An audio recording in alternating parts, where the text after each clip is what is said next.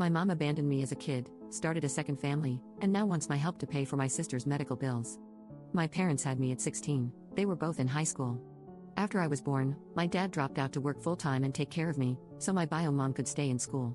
Eventually, after finishing high school, she realized that motherhood wasn't for her and left my dad and me. I was 2, so I don't really remember her being around. After that, my dad worked 3 times as hard to provide for me. He also met a nice woman whom he later married when I was 7. I consider her to be my real mom, but I'll call her my stepmom to avoid confusion. My bio mom didn't contribute in any way, not even financially. In fact, the last time she contacted me before now was on my 3rd birthday, which was just a quick happy birthday card through the mail. I never had ill feelings towards her decision because I had my dad, stepmom, and brother who filled the emptiness she left. My parents have never said anything negative about her. Her leaving me was not something I thought about every day, so you can imagine my confusion when she reached out on social media to talk. I thought about it for days before I agreed. We met in a restaurant for the first time in 25 years. It was awkward small talk at the beginning before we delved into why she left. My bio mom started crying while explaining why. She suffered from postpartum depression and felt trapped by the constant cycle, so she felt compelled to leave. She explained why she reached out and made it clear that she didn't leave because of me.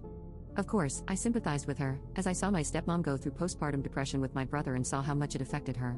We met a couple more times before I was invited to meet her new family. She had a husband and also had 3 children, 13F, 11M, and 7F. After weeks of this, I had my most recent meetup with my bio mom. She looked distressed while greeting me, so I asked if anything happened.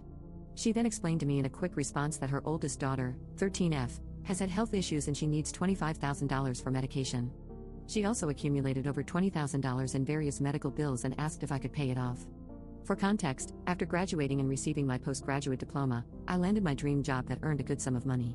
I'm certain she may have heard about where my job was from somewhere and saw it as an opportunity. She gave me time to think about it, but it didn't take very long for me to text her saying no. I felt used and exploited. She never wanted to meet me, she just wanted money from the child she left to help the other child that she loves. After giving her my response, I was soon bombarded with text messages from her husband telling me what a nasty piece of work I was, followed by more texts from my bio mom about how I'm so cruel for not helping out my sister due to my grudge against her. And then, to top it all off, I was getting some messages from family members from her side of the family questioning why I'm being so difficult. Update 1. I've learned more about what was happening in my bio mom's family. First of all, I questioned why she had 3 more children despite her postpartum depression. It turns out that she and her husband found out early on about the severity of their first daughter's illness. They had 2 additional children, 11M and 7F, as savior siblings for their oldest daughter's medical treatment, but neither of them were matches. How cruel is that? I've currently blocked her and her husband. I didn't go into this expecting to reconnect with my bio mom. That wasn't the plan. I already have a mom, and I didn't need another one. I just wanted to give her a chance to explain herself. I never wanted a mother-daughter bond, just to be cordial or friendly. My family supported me in meeting my bio mom, and I didn't blindside them.